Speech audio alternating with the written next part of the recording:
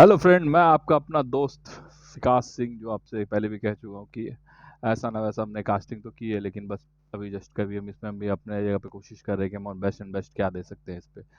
तो अभी जस्ट मेरा एक नेक्स्ट टॉपिक जो मैंने सोचा इसके बारे में, जो मैं आपसे डिस्कस करना चाहता हूँ, ये कि एक्टर कैसे बने, इस पे मैं आपसे डिस्कस कर रहा हूँ। कुछ पॉइंट्स मैं आपके साथ में शेयर करता हूँ जो मुझे लगते हैं कि एक्टर्स के होने चाहिए।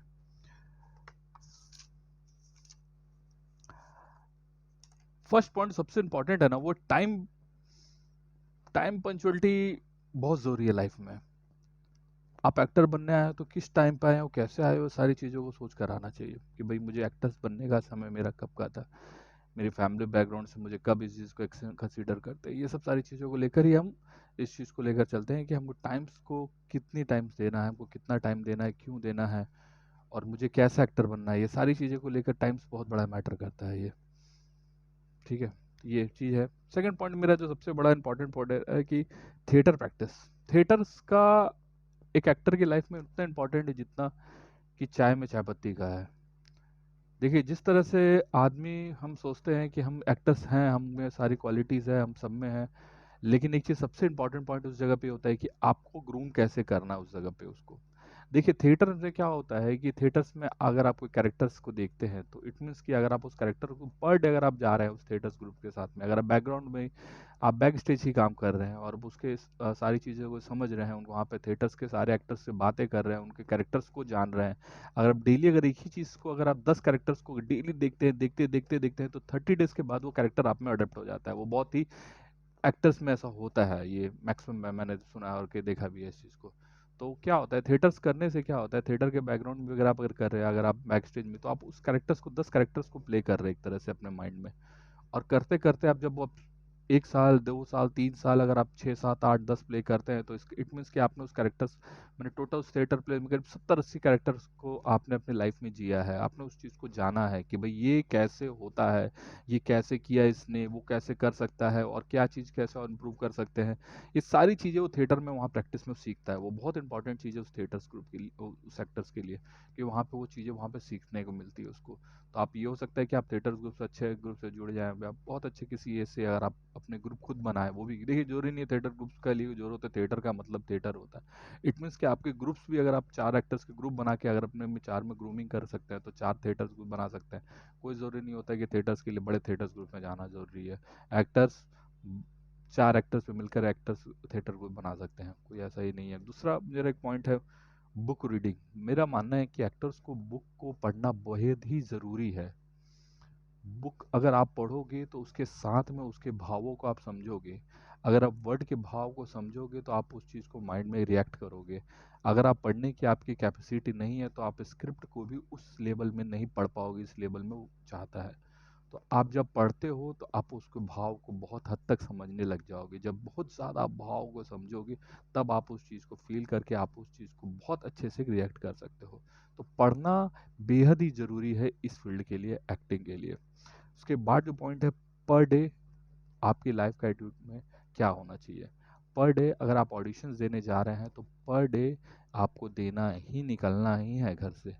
आपको एज ए एक्टर आप बन गए हो, आपको लग रहा है कि आप एक्टिंग के फील्ड में कुछ करना चाहते हो, तो आपको पर डे अपने घर से निकल कर एक ऑडिशंस में जाना ही है। ये आप अपना टारगेट बना के रखिए। अगर आप 365 डेज में अगर आप 310 डेज भी अगर मान लीजिए 300 डेज भी अगर आप निकलते हैं घर से बाहर और लोगों से मिलते हैं, तो आप 300 डेज में 300 एक्ट लोगों से मिल रहे हैं, 300 पीपल आपके टच में आ रहे हैं। अगर आप अच्छे प्रोसेस में हो तो आप 300 पीपल अगर पर ईयर अगर कमा रहे हो, तो इट मीन्स कि आप 3 साल में आप 900 हज़ार लोगों को आप कांटेक्ट में आते हो जो पर्टिकुलर इस फील्ड में सही से वर्क कर रहे हैं। तो आप इस हिसाब से आपके लिए ऑडिशंस का होना बहुत ज़रूरी है। आप ऑडिशंस हो सकता है कि आप फ़ोन पे भी दें, ज़रूरी नहीं है कि आज के टाइम में ऑडिशंस के आपको वही लोकेशन में जाके आपको देना है। हो सकता है आपके फ़ोन पे भी ऑडिशंस आ रहे हैं, अगर उनको देने को कहा जा रहा है तो आप वो भी दे सकते हैं।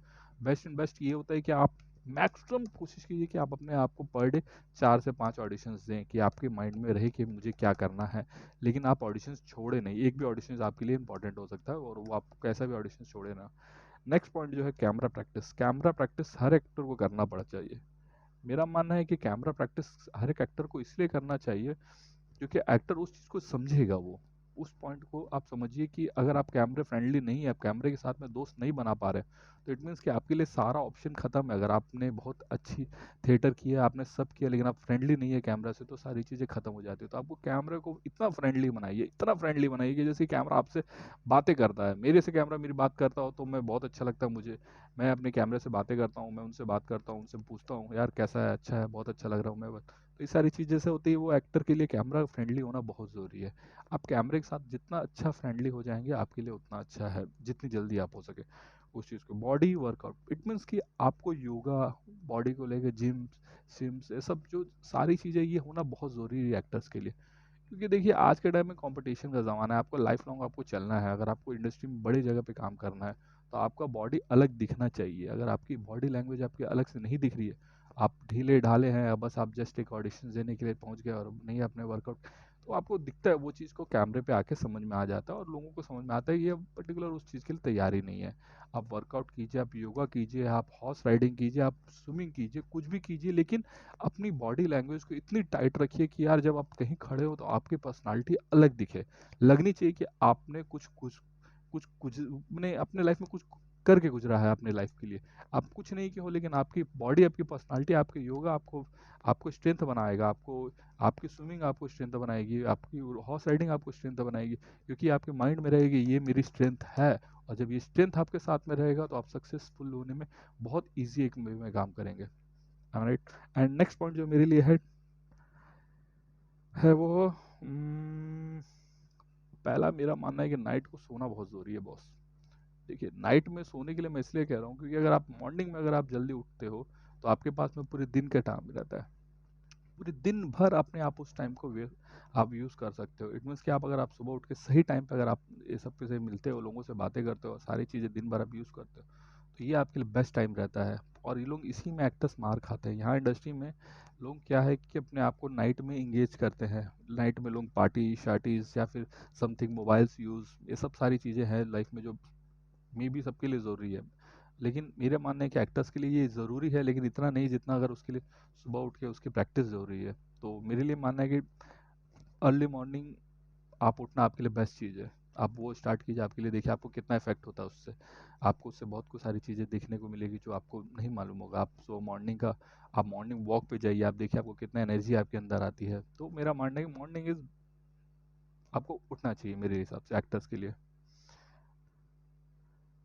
उसके बाद आपको होता है गुड सेंस। आपके अंदर के लिए एक्टर्स का गुड सेंस का होना बहुत ज़रूरी है।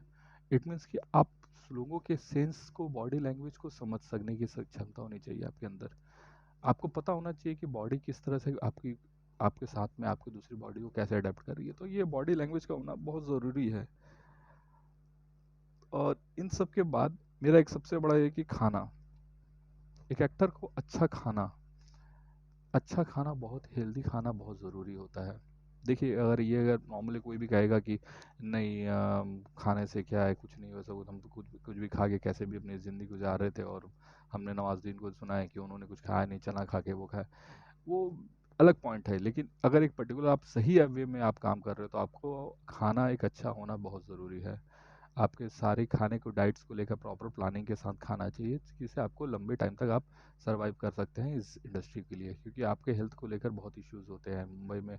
खाना अगर आप सिस्टमेटिक नहीं है, आप रात को लेट खा रहे हैं, सुबह लेट नहीं खा रहे हैं, आप जल्दी नाश्ता नहीं करते, तो बहुत सारी प्रॉब्लम्स आपको आते हैं लाइफ में आगे चलकर। अभी यंग एज में मे भी हो सकता है उतना ना हो, लेकिन आगे जाके आपको तकलीफें काफ़ी बढ़ती है। तो सच है कि आप स्टार्टिंग से इस बॉडी में आप खाने को अच्छे से अच्छा डाइट दीजिए, खाना बहुत अच्छा रखिए, जिससे आपको पर्टिकुलर अच्छा ही मिलेगा। दूसरा है कि टाइम ड्यूरेशन।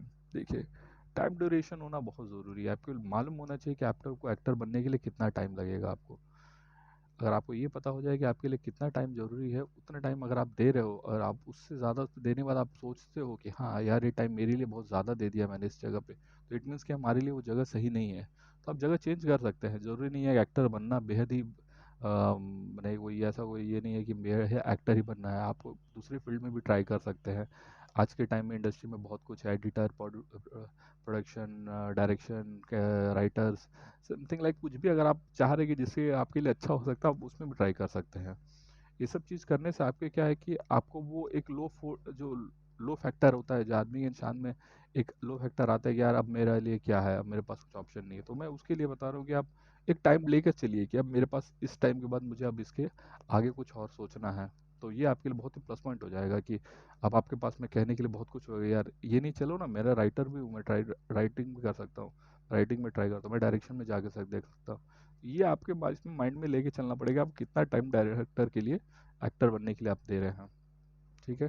ये सब पॉइंट्स है जो मैंने सोचा, और मुझे लगता है कि ये सब पॉइंट्स पर अगर हम डिस्कस करें और चीज़ों को लेकर सीरियसली ले, तो एक्टर बनना नॉट अ इशू। क्योंकि देखिए, एक्टर कोई गॉड गिफ्टेड नहीं है, कोई भी चीज़ फिक्स नहीं है कि भाई हम एक्टर तो फिक्स है कि हम गॉड गिफ्टेड है कि हमने वो चीज़ अचीव कर लेंगे, नहीं। सबकी मेहनत ही उस जगह उसको एक्टर बनाती है। ठीक है। तो आप एक्टिंग के लिए मेहनत करें। और नेक्स्ट, मैं अभी जो मैंने सोचा है इस पॉइंट पे, कि जो एक्टर्स की जो कैटेगरीज होती है, उस पर मैं डिस्कस करूंगा। मैं आपसे ये डिस्कस करूंगा कि एक्टर्स की कैटेगरीज क्या होती है, कैसे एक्टर्स की कैटेगरीज को हम डिफाइन करते हैं, कैसे हम बता दें कि एक्टर कितने लेवल का कहाँ तक जा सकता है। ये मैं आपसे डिस्कस करूँगा नेक्स्ट वीडियो में। तो कीप वॉचिंग, और प्लीज़ सब्सक्राइब, एंड जो आप समथिंग समझते हैं, लाइक अगर आप करते हैं तो बहुत अच्छी बात है, आप कीजिए। और नेक्स्ट वीडियो का वेट कीजिए, मैं डेफिनेटली आपको कुछ ऐसी चीज़ें बताऊंगा जो आपको लगेगा कि हाँ ये होना चाहिए था, लेकिन आपको पता भी था, लेकिन फिर भी कोई बताने वाला नहीं था, या फिर हो सकता है कि नहीं बताओ, लेकिन मेरी तरफ से आपको बेस्ट उसका न्यूज़ मिलेगा आपको। Thank you so much. Next video का वेट कीजिए प्लीज़।